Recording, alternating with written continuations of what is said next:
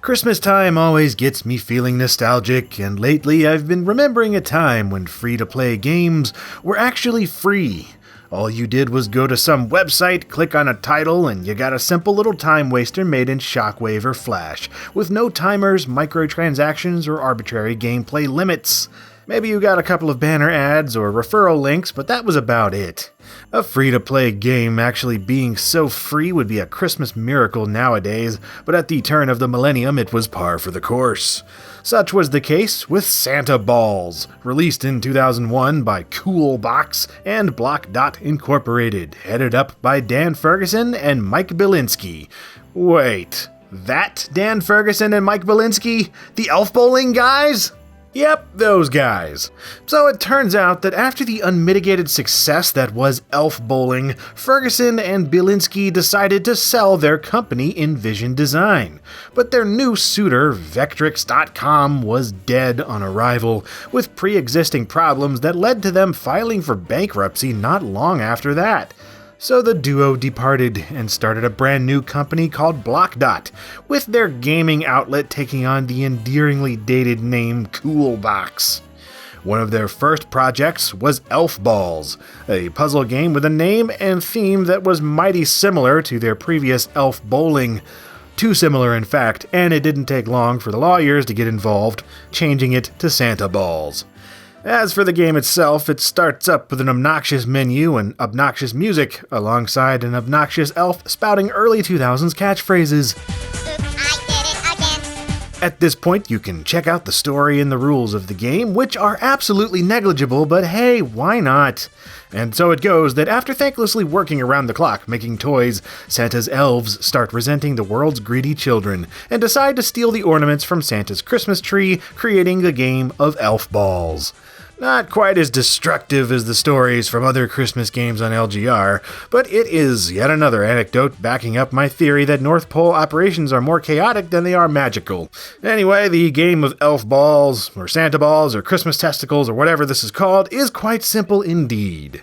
It's a match 3 puzzle game, a straight-up Bejeweled clone. Or more accurately, a Diamond Mine clone, which is what it was known by before its rebranding. But yeah, the goal in either case is to swap objects on each tile with one adjacent to it, and this can be done as long as you match at least 3 of the same object. Those will disappear, and more objects will randomly drop in to fill in the stuff that was displaced, and that's it. You keep going until you run out of moves, and just try to get the highest score. The only real difference here is that when you're done, not only do you get to post a high score on the Coolbox website, but you're goaded into sharing the game through email. And this is the same method of viral marketing that Elf Bowling used, and in the days before social media, it proved wildly effective, so why fix what ain't broke? I've gotta say though, for a game with the word balls in the title, I expected a lot more balls.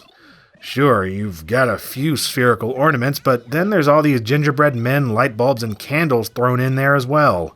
Those aren't balls. Don't get me wrong, some of these are still pretty phallic at least, and I appreciate that, but I don't know, I expected more somehow. Pairs of chestnuts, shiny sausages, Santa's sack, you know what I'm talking about. You do at least get some lewd comments by Oliver the Elf himself. Woo! Look at those balls go! And of course, the most blatant blast of testicular triteness are the ball juggler buttons. These are used whenever you run out of available swaps, and of course, it is accompanied by an appropriately inappropriate comment from our pervy neighborhood elf. Juggle ball, juggle them all. Beyond that, the nominally naughty nutsack nonsense is exhausted about as quickly as it begins. And to top it off, I just don't like how the game looks. The color palette here is all muted and not very appealing to look at, especially for a Christmas game. Making it worse is the fact that objects change each and every round, so your ability to quickly recognize swaps is thrown for a loop every few thousand points. Other Match 3 games like Bejeweled got this aspect right by using colorful objects that were easily recognized as swappable at a quick glance. But here in Santa's Swamp Nuts, I find myself doing much more optical dancing than I would otherwise normally require. Overall, this is just another simplistic Christmas game with an uninspiring design, with the only reason it stood out in the first place being its enjoyably immature title. That didn't stop it from being a success, though, as it went on to receive at least 2 sequels in the following years, so what do I know? The thing that really interests me now, aside from the Elf Bowling Association, is that it comes from a time when Web 2.0 was all the rage, but online infrastructure hadn't yet made microtransactions and minutes-long video ads viable yet. I'm sure they would have included that stuff if they had the option, but thankfully they did not, making Santa Claus's Clammy Ballses worth checking out, if only to take a look back at this point in the history of free-to-play gaming. Game over.